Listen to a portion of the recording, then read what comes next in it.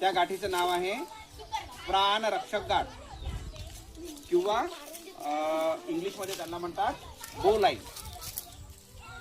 तर ही गाठ कशी असते, आपल्याला एखाद्या संकटात जर कोणी सापडलं, प्राणी पडलेला आहे पाण्यामध्ये किंवा विहिरीत पडलेला आहे किंवा नदीत पडलेला आहे आणि किंवा एखाद्या आगीच्या ठिकाणी सापडलेला आहे, त्याला काढायचं आहे आपल्याला वर किंवा त्याला चढता येत नाही, अशा वेळेस या गाठीचा असा फास टाकून त्याला आपण वर काढू शकतो. तर आता आपण कशी बांधायची बघूया ही गाठ. सगळ्यात पहिल्यांदा तुम्ही डाव्या हातामध्ये ही दोरी पकडा, डाव्या हातामध्ये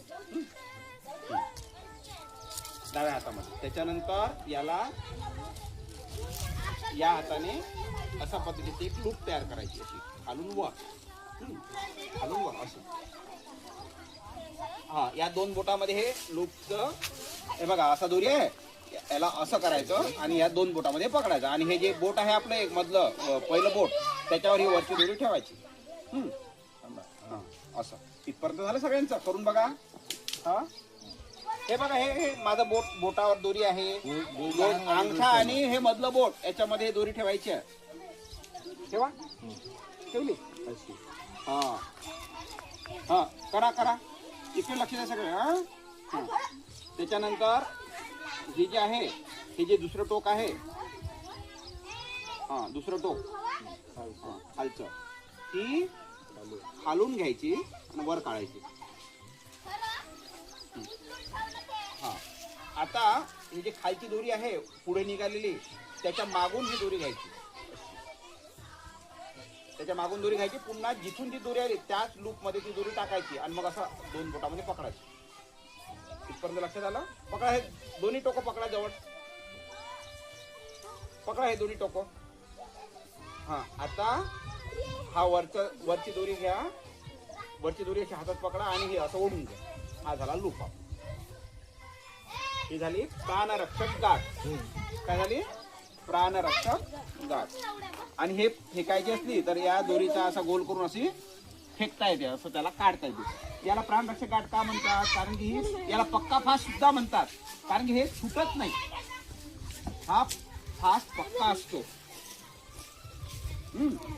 याच्यामध्ये जर एखादा व्हिडिओ आहे, याच्यामध्ये जर एखादा प्राणी वगैरे आला तर याला असं उचलून आपण काढतो. ठीक आहे, आता सगळेजण एकदा पुन्हा करून बघा, मला करून दाखवा. सगळेजण करून दाखवा सगळे.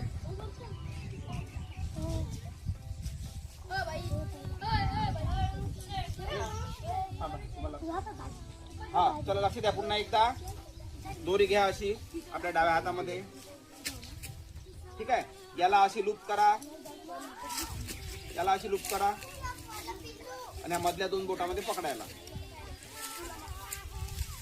डाव्या हातामध्ये दोरी धरायची आणि असं बघा.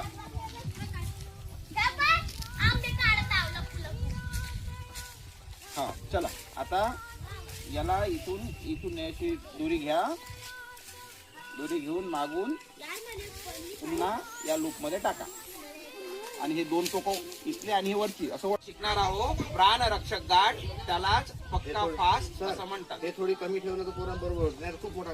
हा, तर आता बघा, ही गाठ शिकताना आपण ही सगळी दोरी डाव्या हातामध्ये घ्या आणि हे पुढची बाजू थोडी लांब घ्या, पुढची बाजू थोडी लांब घ्या.